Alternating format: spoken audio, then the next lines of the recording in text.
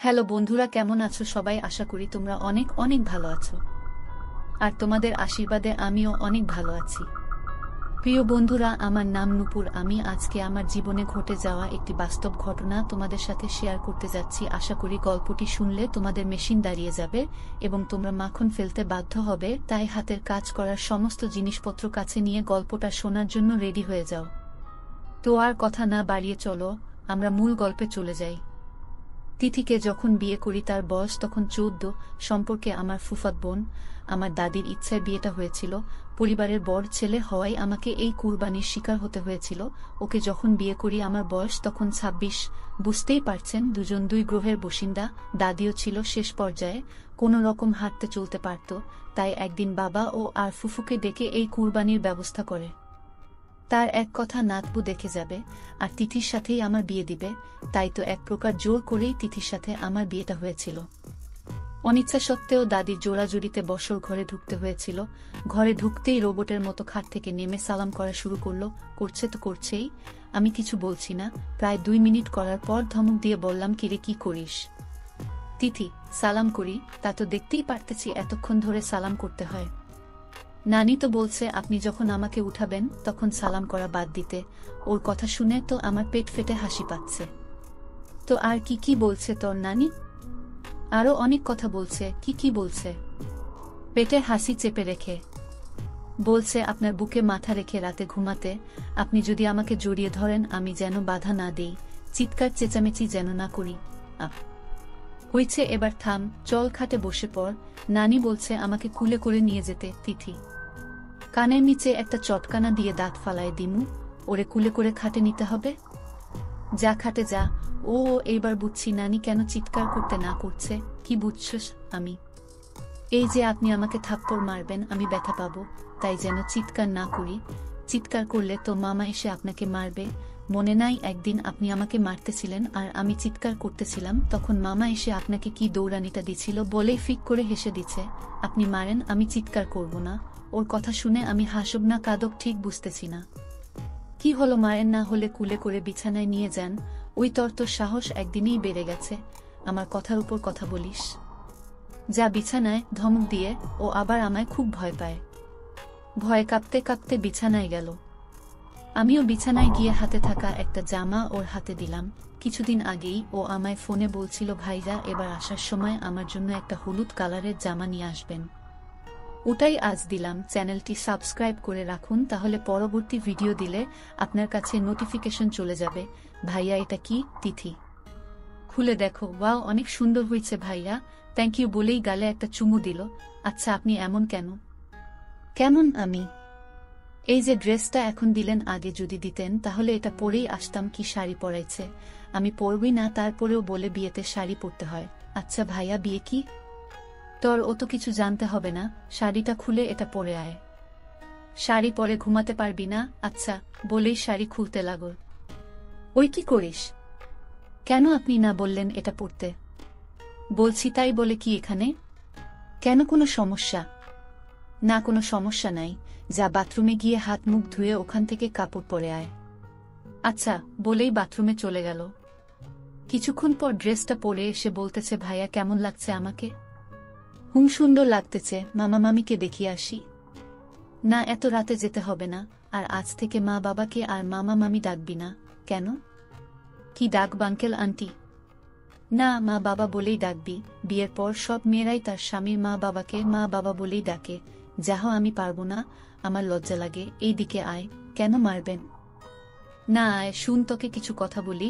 বিয়ের পর মেয়েদের কিছু জিনিস পরিবর্তন করতে হয়। তার স্বামীর বাবা মাকে মা বাবাই ডাকতে হয়। চঞ্চলতা কমাতে হয় আর কথা কম বলতে হয়। মনে থাকবে? থাকবে। ঠিক আছে, এখন ঘুমা। বলেই আমি শুয়ে পড়লাম। ও শুয়ে পড়ল, কিন্তু বালিশে না, আমার বুকেই। কি রে, খাটে কি বালিশের অভাব হয়েছে? নানি তো বলছে এভাবে ঘুমাতে। ওর কাণ্ড কারখানা দেখে আর কিছু বললাম না। সকালে ঘুম থেকে উঠে ফজরের নামাজ পড়তে গেলাম। নামাজ পড়ে হাঁটতে হাঁটতে বাজারে গেলাম চা খেতে। চা খেয়ে বাড়ি এসে দেখি সবাই কেমন কানাঘোষা করতেছে। আমি তো আক্কা না করে রুমে গেলাম। কিছুক্ষণ পর দাদি আসলো। এসেই তিথিকে খোঁজা শুরু করলো। আমায় বলতেছে, কি নাতি, আমার নাতনিটারে কই রাখলা দেখি, একটু কেমন হলো? তোমার নাতনি আগে যেমন ছিল তেমনি আছে, তাকেই আমার নাত বুটা। তোমার নাত বুকে কি আমি পকেটে করে নিয়ে বসে আছি যে আমায় জিজ্ঞেস করতেছ? কি বলিস? ও তো বের হই নাই, আমরা তো মনে করলাম তুই রুমে, তাই এদিকে আসি নাই। কি বল? আমি তো ওকে ঘরে রেখেই নামাজে গেলাম, তারপর সারা বাড়িতে ওকে খোঁজার ধুম পড়ে গেল, চিৎকার করে ডেকেও কোনো পাত্তা নেই, কোথাও পাওয়া গেল না। আমার মনে হঠাৎ সন্দেহ জাগল, ও কি তাহলে? যেই ভাবা সেই কাজ, দৌড়িয়ে পুকুর ঘাটের আম বাগানে গেলাম। যা ভাবছিলাম তাই, গাছ বান্দর গাছে বসে আম খাচ্ছে। কিরে, ওখানে কি করিস? ভাইয়া আম খাচ্ছি, খাবেন? দাঁড়া, তোর আম খাওয়া বের করতেছি, আজ তোর পা ভেঙে দিব। তোরে যে এত মানুষ ডাকতেছে শুনিস নাই? বলেই লাঠি খোঁজা শুরু করলাম। শুনছি তো, শুনছস, কথা বললি না কেন? আপনি না কাল বললেন কথা কম বলতে। তোরে যে এত মানুষ ডাকতেছে শুনিস নাই বলেই লাঠি খোঁজা শুরু করলাম। শুনছি তো, শুনছস, কথা বললি না কেন? আপনি না কাল বললেন কথা কম বলতে। গাধি, কথা কম বলতে বলছি তাই বলে এই না যে কথা বলতে নিষেধ করছি। ছাগলের মতো যে সারাদিন ম্যা ম্যা করস সেটা কমাইতে বলছি, ভুল হয়ে গেছে। এখন নেমে আয় বলছি। মারবেন না তো? অসহায় ভাবে মুচকি হাসি দিয়ে, না মারব না, এবার নেমে আয়। লাঠিটা তাহলে পুকুরে ফেলে দেন, তারপর নামো। বাচ্চা ফেলে দিলাম, এবার আয়, সাবধানে নাম, একটু সরে দাঁড়ান। কেন লাফ দিব? তুই কিন্তু সত্যি আজ মার খাবি। মাগো গেছেলে, পাটা ভেঙেই গেছে। মেজাজটা গরম হয়ে গেল। কি আর করা, কোলে করে ঘরে নিয়ে আসলাম। বাড়ির ভিতরে এসে পড়লাম বিপদে। সবার মুখে এক কথা, কি ডাকাত ছেলেরে, ছেড়িটারে কি করছে। কিন্তু কেউ তো জানে না যে সে গাছ থেকে পড়ে পায়ে ব্যথা পাইছি, তার জন্য ঠিকমতো হাঁটতেও পারছে না। সবাই তো ভাবতেছে অন্যটা, আমার তো লজ্জায় মাথা কাটা যাচ্ছে। অবস্থা বেক্তিক দেখে আমি দাদিকে বুঝিয়ে বললাম।